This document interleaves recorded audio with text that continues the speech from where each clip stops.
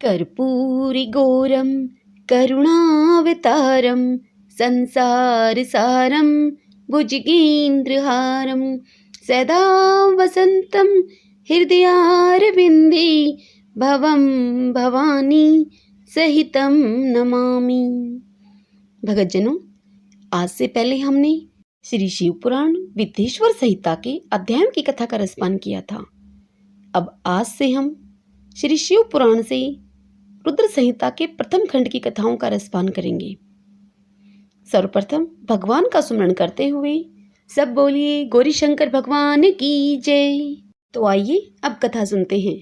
आज से हम रुद्र संहिता प्रथम खंड की कथाएं सुनेंगे। आज के अध्याय की कथा में हम ऋषियों के प्रश्न के उत्तर में नारद ब्रह्मा संवाद की अवतारणा करते हुए सूत जी का उन्हें नारद मोह का प्रसंग सुनाना, काम विजय के गर्व से युक्त हुए नारद का शिव, ब्रह्मा और विष्णु के पास जाकर अपने तप का प्रभाव बताने का वर्णन सुनेंगे। भगतजनों, कथा शुरू करने से पहले आपसे कुछ कहना चाहूंगी। यदि आपको यह कथाएं सुनने में आनंद आ रहा है तो वीडियो को लाइक अवश्य करें और कमेंट बॉक्स में ओम नमः शिवाय लिखें। आइए अब कथा सुनते हैं।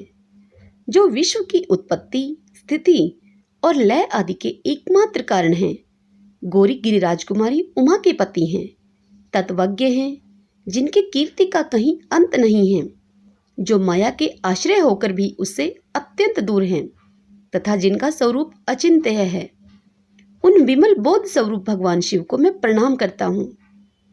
मैं स्वभाव से ही उन अनादि शांत स्वरूप एकमात्र पुरुषोत्तम शिव की वंदना करता हूँ, जो अपनी माया से इस संपूर्ण विश्व की सृष्टि करके आकाश की भांति इसके भीतर और बाहर भी स्थित हैं। जैसे लोहा चुंबक से आकृष्ट होकर उसके पास ही लटका रहता है, उसी प्रकार ये सारे जगत सदा सब और जिसके आसपास ही भ्रमण करते हैं, जिन्होंने अपने से ही इस प्रपंच को रचने की विधि बताई थी, जो सबके भीतर अंतर्यामी रूप से विराजमान हैं तथा जिनका अपना स्वरूप अत्यंत गूढ़ है, उन भगवान शिव की मैं सादर वंदना करता हूँ। जगत के पिता भगवान शिव, जगन माता कल्याणमयी पार्वती तथा उनके पुत्र गणेश जी को नमस्कार करके हम इस पुराण का वर्णन करते हैं। एक समय की बात है, नैमिषारण्य में निवास करने वाले शौनक आदि सभी मुनियों ने उत्तम भक्ति भाव के साथ सूत जी से पूछा। ऋषि बोले, हे महाभाग सूत जी, विद्येश्वर संहिता की जो साध्य साधन खंड नाम वाली शुभ एवं उत्तम कथा है, उसे हम लोगों ने सुन लिया। उसका आदि भाग बहुत ही रमणीय है तथा वह शिव भक्तों पर भगवान शिव का वात्सल्य स्नेह प्रकट करने वाली है।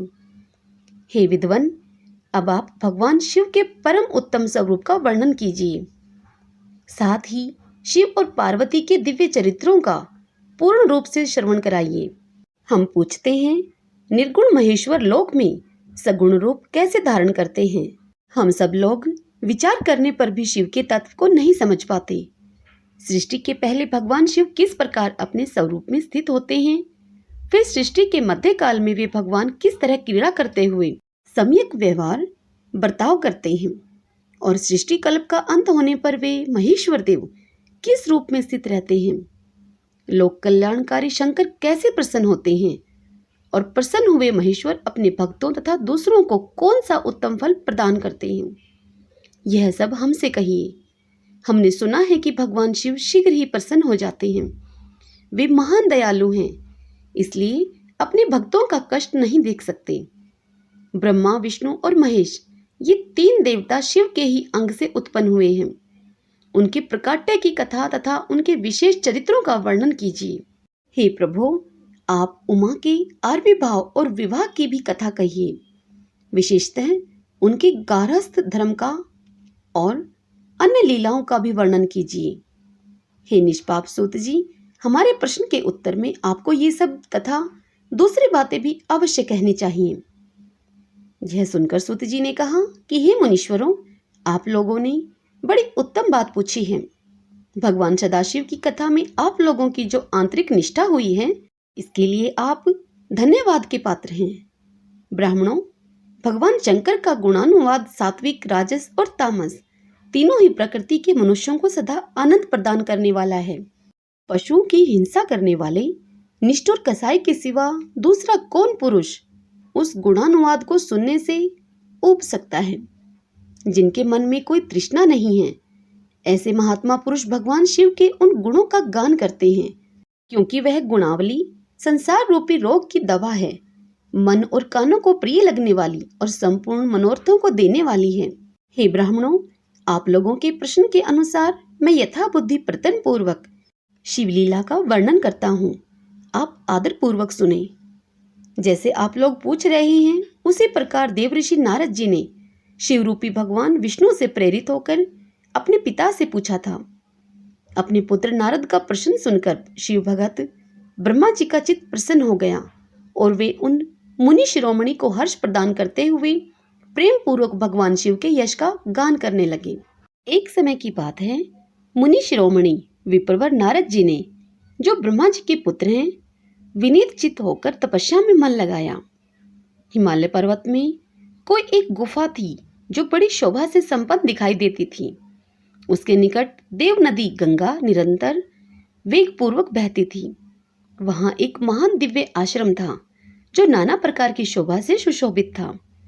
दिव्यदर्शी नारद जी तपस्या करने के लिए उसी आश्रम में गए। उस गुफा को देखकर मुनिवर नारद जी बड़े प्रसन्न हुए और सुदीर्घ काल तक वहां तपस्या करते रहे। उनका अंतःकरण शुद्ध था। वे दृढ़ता पूर्वक आसन बांधकर मौन होकर प्राणायाम पूर्वक समाधि में स्थित हो गए। हे ब्राह्मणों, उन्होंने वह समाधि लगाई जिसमें ब्रह्मा का साक्षात्कार कराने वाला अहम ब्रह्मा अस्मि, मैं ब्रह्मा हूँ, यह विज्ञान प्रकट होता है। मुनिवर नारद जी जब इस प्रकार तपस्या करने लगे, उस समय यह समाचार पाकर देवराज इंद्र कांप उठे। वे मानसिक संताप से विह्वल हो गए। ये नारद मुनि मेरा राज्य लेना चाहते हैं। मन ही मन इंद्र ने ऐसा सोचकर उनकी तपस्या में विघ्न डालने के लिए प्रयत्न करने की इच्छा की। उस समय देवराज ने अपने मन से कामदेव का स्मरण किया। स्मरण करते ही कामदेव वहां आ गए। महेंद्र ने उन्हें नारद जी की तपस्या में विघ्न डालने का आदेश दिया। यह आज्ञा पाकर कामदेव वसंत को साथ लेकर बड़े गर्व के साथ उस स्थान पर गए और अपना उपाय करने लगे। उन्होंने वहां शीघ्र ही अपनी सारी कलाएं रच डाली। वसंत ने भी मदमत होकर अपना प्रभाव अनेक प्रकार से प्रकट किया। हे मुनिवरों, कामदेव और वसंत के अथक प्रयत्न करने पर भी नारद मुनि के चित्त में विकार उत्पन्न नहीं हुआ। महादेव जी के अनुग्रह से उन दोनों का गर्व चूर्ण हो गया। शौनक आदि महर्षियों, ऐसा होने में जो कारण था उसे आदर पूर्वक सुनो तुम। महादेव जी की कृपा से ही नारद मुनि पर कामदेव का कोई प्रभाव नहीं पड़ा। पहले उसी आश्रम में काम शत्रु भगवान शिव ने उत्तम तपस्या की थी और वहीं उन्होंने मुनियों की तपस्या का नाश करने वाले कामदेव को शीघ्र ही भस्म कर डाला था। उस समय रति ने कामदेव को पुनः जीवित करने के लिए देवताओं से प्रार्थना की। तब देवताओं ने समस्त लोगों का कल्याण करने वाले भगवान शंकर से याचना की।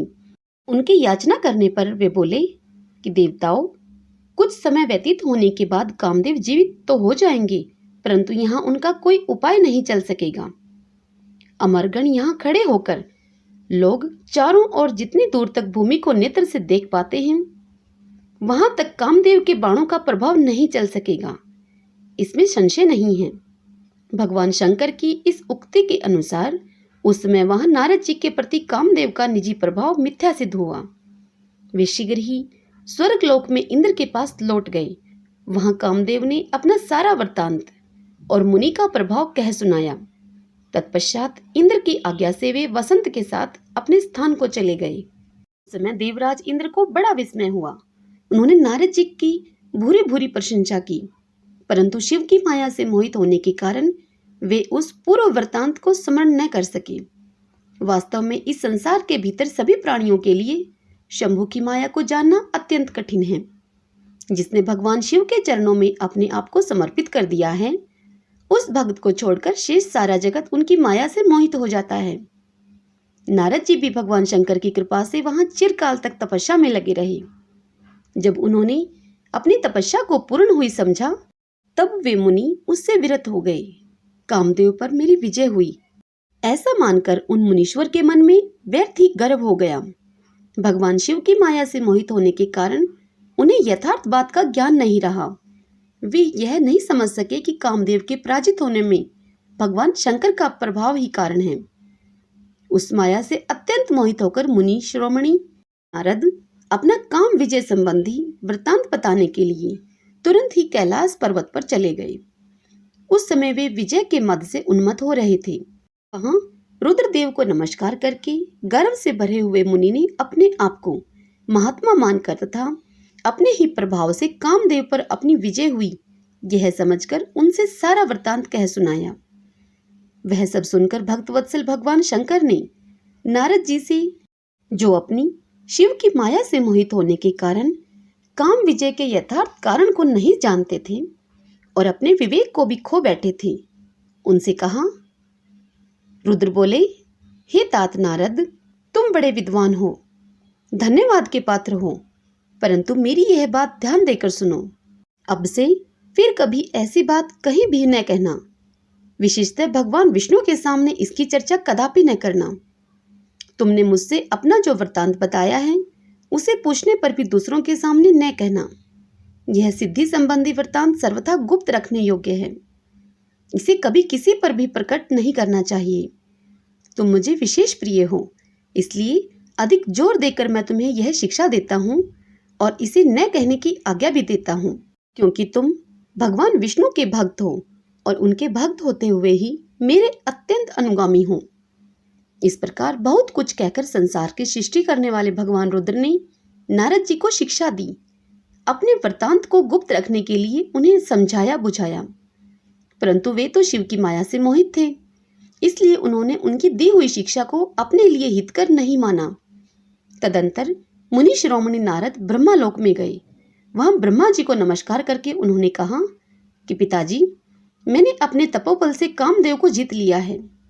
नारद जी की यह बात सुनकर ब्रह्मा जी ने भगवान शिव के चरणारविंदों को चिंतन किया और सारा कारण जानकर अपने पुत्र को यह सब कहने से मना किया, परंतु नारद जी शिव की माया से मोहित थे, अतः उनके चित्त में मद का अंकुर जम गया था, उनकी बुद्धि मारी गई थी।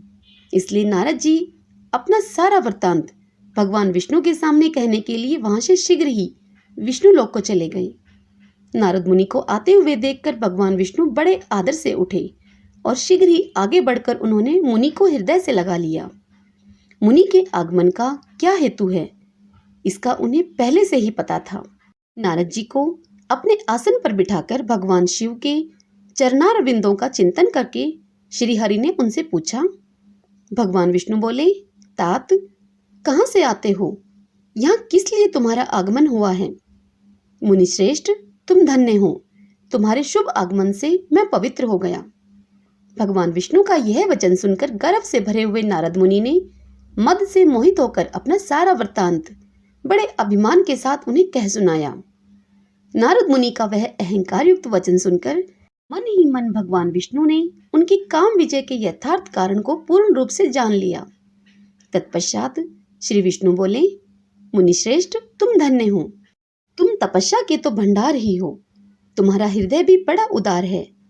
मुने, जिसके भीतर भक्ति, ज्ञान और वैराग्य नहीं होते, उसी के मन में समस्त दुखों को देने वाले काम, मोह आदि विकार शीघ्र उत्पन्न होते हैं। तुम तो नैष्ठिक ब्रह्मचारी हो और सदा ज्ञान वैराग्य से युक्त रहते हो, फिर तुम में काम विकार कैसे आ सकता है? तुम तो जन्म से ही निर्विकार तथा शुद्ध बुद्धि वाले हो। श्री हरि की कही हुई ऐसी बहुत सी बातें सुनकर मुनि शिरोमणि नारद जोर जोर से हंसने लगे और मन ही मन भगवान को प्रणाम करके इस प्रकार बोले।